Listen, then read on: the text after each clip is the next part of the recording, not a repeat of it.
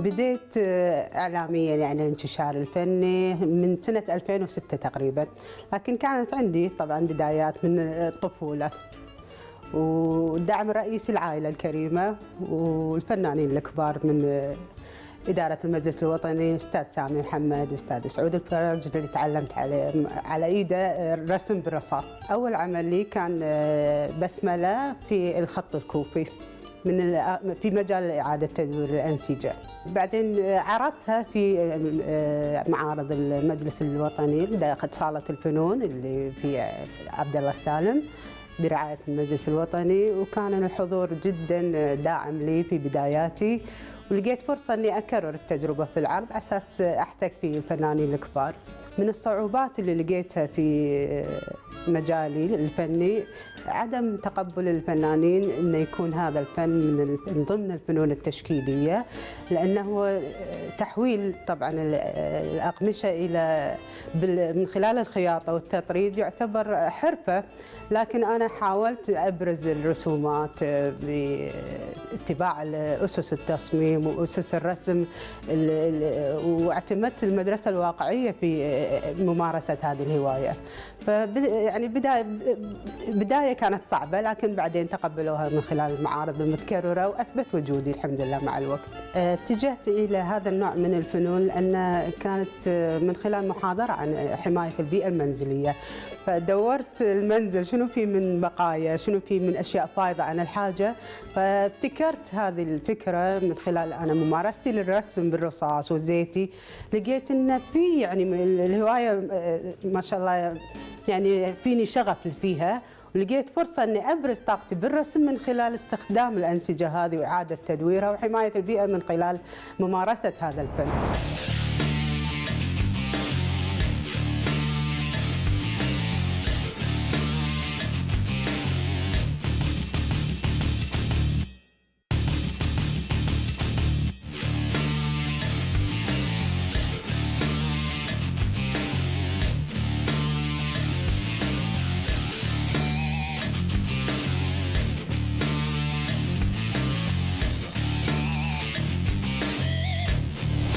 الانستغرام فاد الكثير من الفنانين، وكان لغة تواصل بيننا وتعارف، وفرصة كبيرة ان احنا كل ما مارسنا هوايتنا وانتجنا انتاجنا الفني نقدر نعرضه ونلقى قبول او رفض لافكارنا، وقبل لا نعرضها من خلال المعارض التشكيلية يعني نقيم نفسنا، ويا ان احنا نستمر او ان نتراجع ونوصل للمستوى اللي يرضي الجمهور والمتابعين. فكانت الانتشار، انا اعتبر الانتشار من خلال الانستغرام اكثر من تواجدي في المعارض حقيقه، وفي تواصل من الجهات المختلفه لاعتماد مشاركاتي من خلال وسيله التواصل هذه. الجمهور في محلي وفي جمهور خارجي. المحلي التقي فيهم من خلال المدارس، في موجهين، في معلمين، في فنانين تشكيليين معروفين، اتواجد انا في المعارض معاهم وشارك معاهم في معارض المجلس الوطني وفي معارض الوزارات في الاحتفالات الوطنية. لكن الجمهور الخارجي هم تجيني احيانا دعوات خاصة واشارك من خلالها الانستغرام. التواصل هذا يكون بداية مشاركاتي في الخارج، وفي بعضهم لا علاقتي بس يعني من خلال الانستغرام وقوية، يعني استفيد من خبراتهم، من يعني تبادل الخبرات هذا ضروري للفن. الفنان ويقدر يعتمد عليه في إنتاج أفضل يعني بالمستقبل. الفن نسيج يتشعب إلى فنون الأبلك، فنون الكولتينج، في فن الخيامية، في الكروشيه، يتشعب. وأنا الحمد لله يعني بادية الحين أسس كتاب أعرف الجمهور من خلاله على يعني فروع هذا الفن. أنا تخصصت في الباتش وورك أو الأبلك والرسم بالقماش، في الفنانين يسمونه الكولاج النسيج. تخصصت فيه وأحاول قدر الإمكان أن أوصل الصورة هذه من خلال التراث الكويتي المحبوب. يعني وايد الناس تتجه إلى التراث، وأنا حاولت أعرف الجمهور من خلال التراث هذا الفن. وبعدين اتجهت إلى أني أرسم البورتريهات الشخصيات المعروفة، فالفنانين لهم بانزات ومتابعين، فحاولت أوجه النظر إلى هذا الفن من خلال رسم الشخصيات المحبوبة والمشهورة. أنا من متابعي نشاط المجلس الوطني والمشاركين في كل معارضهم من 2006 تقريبا. هم كل سنة 4 معارض حريصة أني أشارك فيها، عدا عن معارض إعادة التدوير في متحف الفن الحديث والديوان الأميري. أحيانا توجه لي دعوة للمشاركة في معارضهم. المتاحف، متحف بيت العثمان ووزارة الشؤون، ودائما أكون يعني متواجدة في احتفالات الأعياد الوطنية للتعبير عن يعني الفن والتعبير عن ذاتي خلال هذه المشاركات.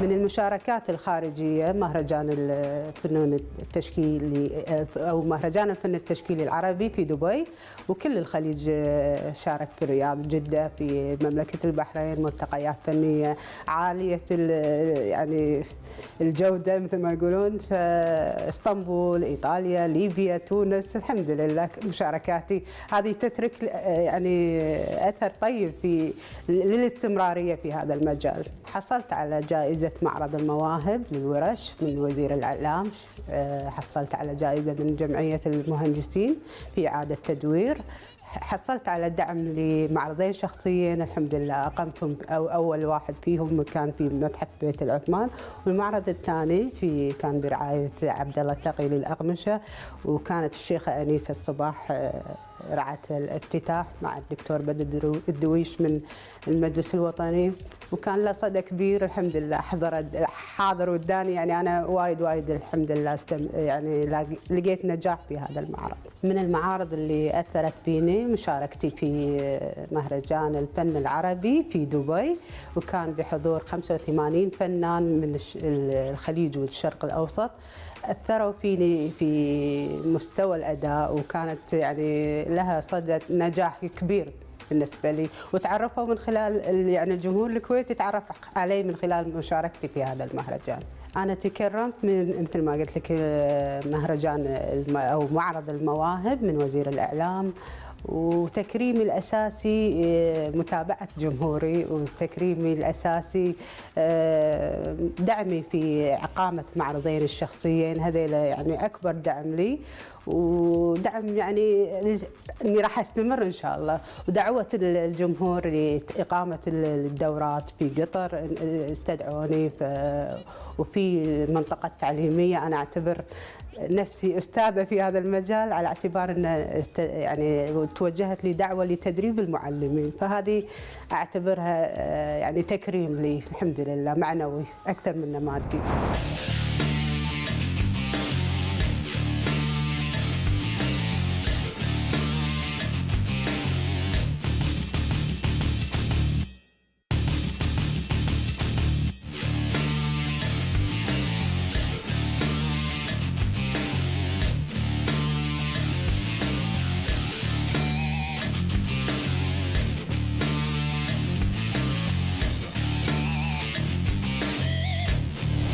أنا أعتبر أستاذ سامي محمد قدوتي الفنية. أستاذة ثريا البقسمي من صغري وأنا أتابع فنها، ودائما كنت على حلم يعني دائما أن أكون فنانة مشهورة مثلها، والحمد لله هي الحين اللي دائما من الناس اللي رعوا معرضي وحضروا يعني أيدوا فكرتي وتدعمني دائما في كلامها الحلو ومتابعتها لي، وأنا أتشكر لهم الصراحة. أستاذ سعود الفرج هم كان أول من علمني الرسم بالرصاص والفحم والمائي، وفي المعارض دائما تتوجه لي كلمات طيبة من خلاله وخلال فنانين مو مقصرين معنا، علي النعمان وفنانين الكبار جاسم ابو حمد، كلهم فنانين التقي فيهم بالمعارض المجلس الوطني، اتلقى منهم الدعم كافي لما يوقفون يمي يصورون معي. انا هذه اعتبرها دعم معنوي يحتاجه كل فنان في الكويت او خارج الكويت. والله انا ما لقيت احد اتحدى فيه الا نفسي ودائما بشكل يومي يعني نشاط يومي عقب ما اخلص شغلي واجبي الاسري والوظيفي اخصص لي على الاقل ساعه او ساعتين او ثلاث يوميا انتج فيه عمل فني لاعاده تدوير الانسجه، ودائما احرص اني انزل عمل في الانستغرام يتابعونه فيه جمهوري، يعطيهم حافز ان كل انسان ممكن يكون منتج وكل انسان ممكن ينجح من خلال فكره بسيطه. اسست اللبنه الاولى لمدرسه الفن النسيجي، وصرت رابطه يعني عضوه في رابطه النسيج الكويتيه اللي يرعاها بيت السدو، تلقيت يعني محاضرات وورش فنيه في هذا المجال، لكن نحتاج الى تنظيم افكار هذا الفن او تنظيم فروع هذا الفن وتوجيه النظر لها ونقلها باسلوب يعني اكاديمي لتلقي المتعلمين لهذا الفن والشغوفين بهذا الفن، واتمنى ان شاء الله من خلال كتابي اللي ان شاء الله راح يكون قيد الطباعه بعنوان فنون النسيج وكيف تنتج عمل فني من بقايا الاقمشه، يكون مدرسه ان شاء الله يتعلم منها الكثيرين في المستقبل.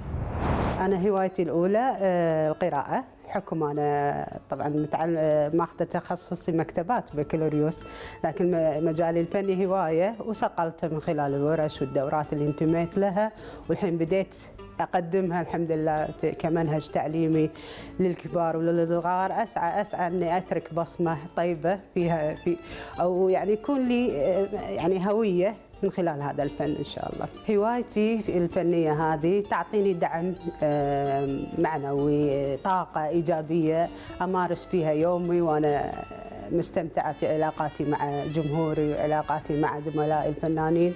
أنا موظفة، أنا ربة أسرة، لكن أمارس هوايتي بشغف واستمتع فيها جدا يعني، وأنقل السعادة من خلال ما أمارسه في شيء يعني من هواية، وأتمنى الكثيرين منا يلقون هويتهم مثل ما أنا لقيتها ولو في وقت متأخر. ممكن أن احنا نبدي من اليوم إن شاء الله.